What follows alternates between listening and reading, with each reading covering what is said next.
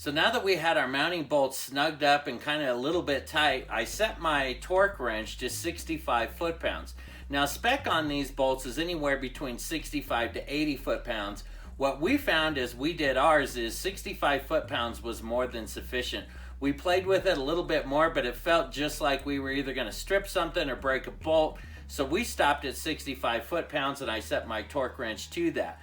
Now to get to the top bolts on both sides, we found it much easier and it gave us better access to come in through the sides and be able to torque them to spec. Now on the top one, on the driver's side, we had to use a deep socket in order to get over that body of the unit there and tighten it down.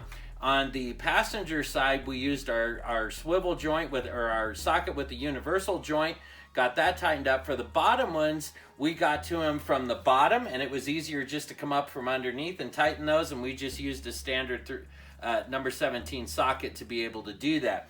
So now that we have our bolts all tightened up and those are into spec, you're totally on the downhill side now. Your rack is back into position, it's tightened up. Now we just need to go through and start buttoning some things up. The first thing we're going to do before we start putting the exhaust back on and the tie rods out there on the end is we're going to go ahead and reinstall our power steering lines. That way we still have some room in there, so if we need to move some things around or adjust something in order to be able to secure them, we have the room. So let's start with getting our power steering lines adjusted now. So first thing you're going to want to do is remove these plugs that they put in from the factory there, so that way we can get things ready, and I'll just reach up in here and do that, and they just thread out by hand.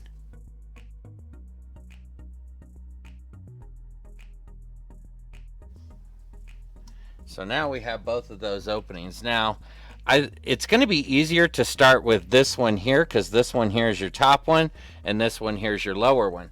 Now your kit, I don't know if you remember, as we did that, came with two O-rings. These O-rings replace the O-rings that are on your two power steering lines here. So I'm going to kind of reach up in here and just use my fingernail, hopefully.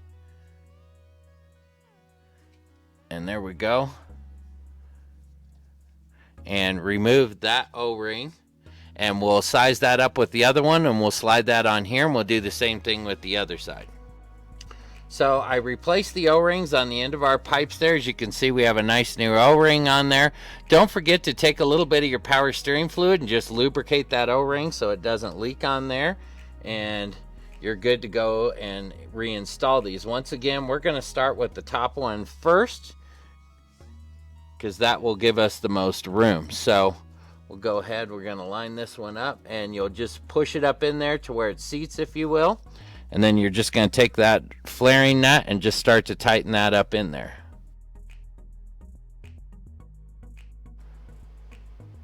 All of our power steering lines are now secure. We have those tightened into place. Once again, be careful. Don't over tighten those and strip those out so that you have to replace your line. So we have everything there. I went down below and I secured the bracket there, and on the other side, let's swing by those so I can show you those again so you don't forget to do those.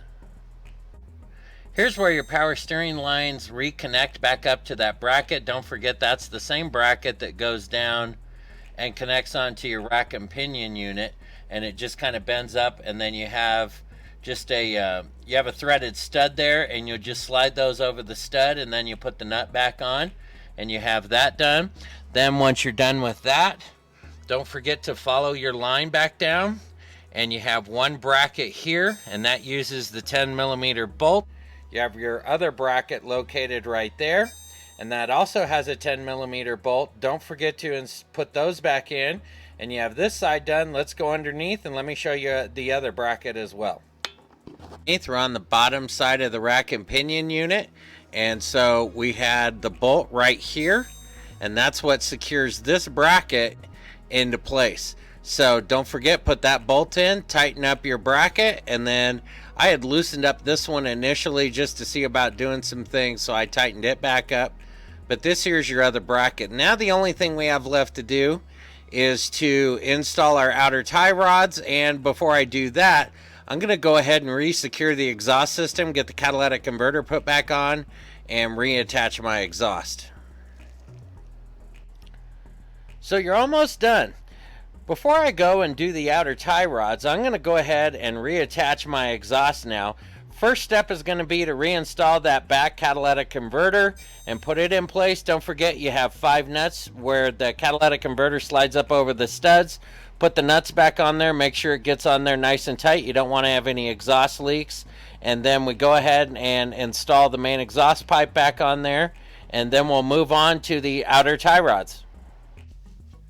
Now it's time for us to remove our tie rod ends here from our inner tie rod and install these on our new rack and pinion system. Now what you have is you have this locking nut that goes on here, and this will be tightened up to it, and you'll have to back that off so that you can begin to loosen up your outer tie rod. Now this one here is a 21 millimeter for this nut here, and so what I always do is I'll just get like an adjustable wrench, seems to be kind of easier. And you'll see it has these flat spots in here, and you'll just put that on there. You'll take your 21 wrench and just loosen that nut up. Now, once you get your tie rod end off here, you do need to take this nut off and install it onto your new rack and pinion before you install your tie rod in. So now what we need to do is remove the tie rod in, and we need to spin that off. Further back on the shaft, right in here in this particular case, you have another flat hexagonal area on here that you can fit a wrench on that's going to hold the shaft while you loosen up your tie rod in. Now you want to get your alignment as close as you can to where it was when you started this project. You're still going to have to go get an alignment done, but you want to get as close as you can so when you drive your vehicle down there you don't mess up your tires. Now in this particular case, on this one, this is a 13 millimeter. And I can put that on here and it slides onto that shaft. That will hold the shaft in place. And now we're going to begin to undo our tie rod in. Now what you'll do is as you unwind that, you're going to count the number of turns that you're going to have. And then that way when you install it on your new rack and pinion system, you'll know how many turns you're going to want to turn this back on. So that way you're generally where you were when you started. So first we need to just try and get this loosened up, and then we'll try and, so there we go.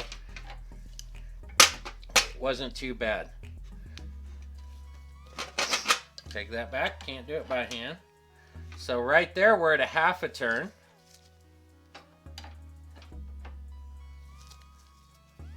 There's one full turn there. See if we can't do it by hand now. There we go.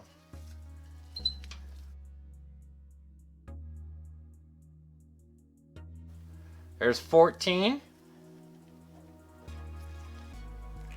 So it looks like we're at 14 turns, 14 and a half turns. So now what we want to do is we want to remove this nut off of here, and then we'll install that over onto our existing inner tie rod on our new rack and pinion.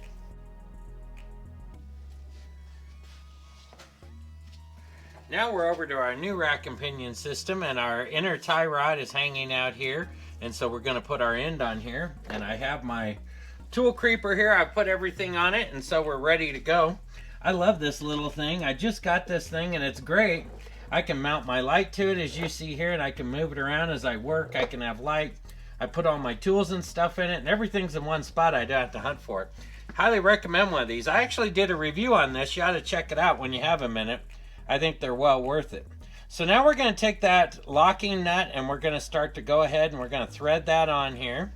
We've taken our nut from our other inner tie rod on from our old rack and pinion unit, and we've now placed that over here on our new rack and pinion unit, and we're just going to run that in a bit. Now we need to take our tie rod in and we're going to thread that on, and we need to do 14 turns. So we want to start about here. So we have 1,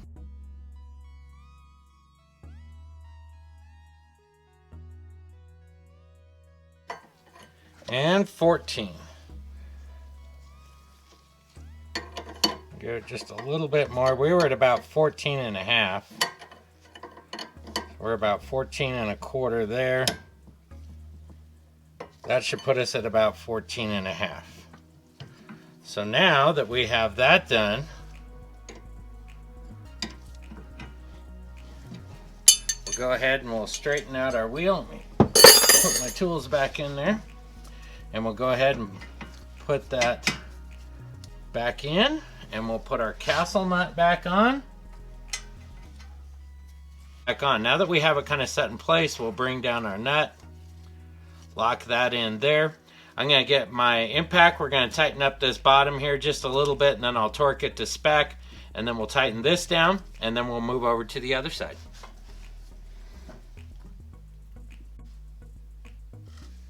Now that we have our castle nut just kind of snug down in there, I'm going to go in and go ahead and torque this to spec, and I have my torque wrench here for that. And torque spec on these is 65 to 85 foot-pounds. I set my torque wrench on 70, and we'll get a feel for how that's going to look and feel as we go. So we're down to actually our final process, and actually the most important part of our process, and that's going to be we need to bleed all the air out of our power steering system so we don't have any cavitation and run our power steering pump. First, what we're going to do is we're going to remove our lid, and I had it just kind of loose from before. And what we're going to do, you're not going to start your car yet. Let me make that very important. Do not start your car yet. So what we're going to do is we're going to add fluid. Now, I'm using the Valvoline Import Multi-Vehicle Full Synthetic Automatic Transmission Fluid. It says up here it's for Toyota, Honda, Nissan, and Hyundai. And if you look on the back, it does say that it's spec'd out that it meets the SP3 code that you need for Hyundai and for your power steering fluid here. So what he had mentioned, what we're going to do is we're going to fill this reservoir all the way up. Then we're going to get in the car. We're going to turn the wheels to the right, to the left, and we're going to go all the way. We're going to go all the way right lock, all the way left lock. That should pull some of our fluid down. Then we'll come back out. We're going to have fluid again. We're going to do that about 4 or 5 times here.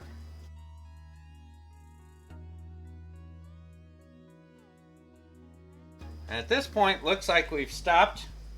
So I'm going to step inside real quick. We're going to turn the wheels all the way to the right, then all the way back to the left, and then centered again. Okay, we did 1 rotation. Let me look here. Yep, fluid went down, so we're going to add some more.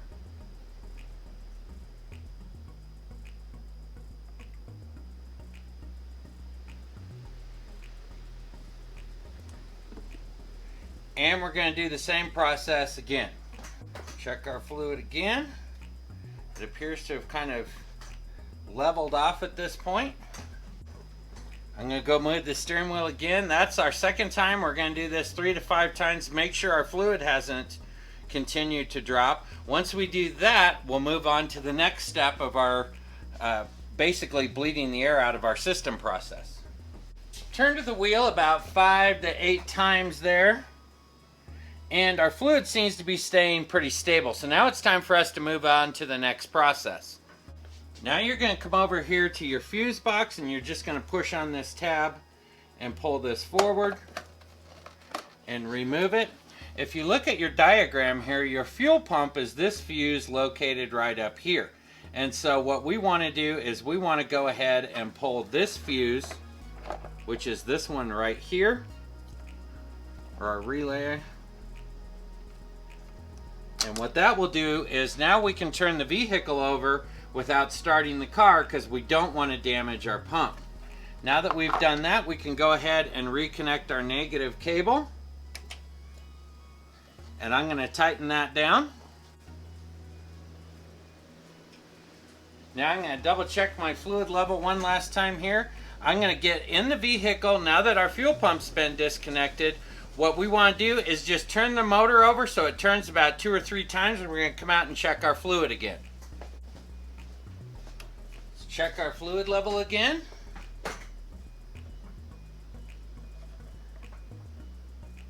It's gone down a little bit. Let me add a little bit more fluid. Now this time, what you're going to do is as you're turning the starter over, you're going to turn your wheel side to side. That way it's going to start pulling the fuel in and get it into your rack and pinion unit. We're going to start getting more of the air out. We're just kind of working into this slowly, doing our best to get all the air out right up front. We're going to check our fluid level.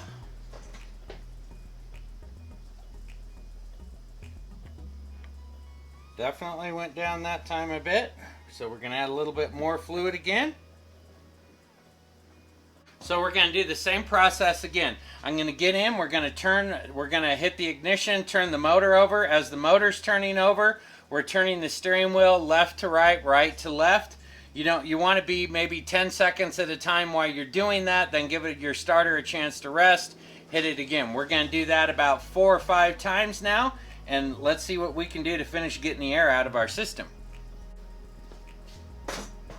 Check our fluid level again.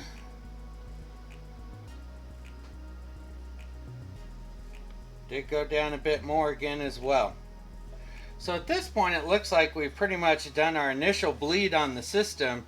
Next thing we're going to do is we're going to go ahead, let's put our fuel pump fuse back in, and now we're going to start the motor and let's see how we do. It should start pulling more of it in and we should be wrapped up with our project. Let's keep this going. So now what I've done is I've actually started the car about 5 or 6 times, let it run for a second, shut it off, and refill the fluid. My process was this. The first 2 times I started the car, I didn't turn the steering wheel or anything. I'd start the car, let it run for about 2 seconds, maybe 3, and you'd start to actually hear that power steering whine that we're all familiar with. Once you start to hear that whine, shut the car off immediately. Don't let it run. You don't want to damage your pump. Then I'd go up front, add fluid, and each time it was about halfway down. So I would go in, I would add fluid to it, start the car up, come back out, refill it again. After about the 2nd or 3rd time of doing that, what I did was then I started to turn the steering wheel left and right, and then I'd shut the car off, come back up. Took me about 5 or 6 times in total, but after I did all that, I was able to get all the air out of the system, and now I'm able to turn the steering wheel, and I have no whining noises, no pump sounds. Everything is great. Now, before you wrap up and you start putting all your covers back on underneath and on the side of your motor, what you want to do is you want to get back under there one more time, check all your connections, make sure you don't have any leaks, double check everything, make sure you have your bolts back in, make sure all your wires are plugged back in, especially on your O2 sensor so you don't get a check engine light. Don't forget that hanger for your muffler. Put that rubber hanger back up on there. You just want to make sure everything's put back together before you wrap this up and call it a day. So I hope this video has been helpful for you. If it has, if you would, do me a favor, hit that like button for me if you would down below. I'm new here to YouTube and it only helps me out and it lets them know that y'all like my content and that I helped you. If you'd like to see more videos like this in the future, and I do a lot of different how-to videos, we even do a bunch of really cool garage projects here. We even do some mini bikes and go-karts with the kids. And I'm also starting to get into tool reviews where I'm going to get more in-depth with things that I use every day and give you some real-world comparisons so you actually get a real feel for what tools are like. So why don't you hit that subscribe button and stick around with me here in the garage. I'd love to have you here with me. I hope this video has been helpful for you. Thanks for watching.